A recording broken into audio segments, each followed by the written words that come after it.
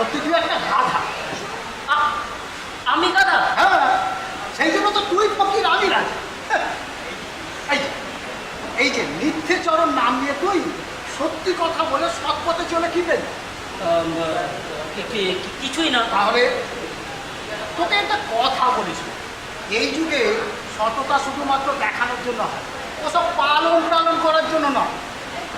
তাই আমার বিচারে বলে, অন্যায় কিছু দেখো না, অন্যায় কিছু বলো না, অন্যায় কিচ্ছু শোনো না, অন্যায় তো যত পারো করে, যত পারো করে দাও।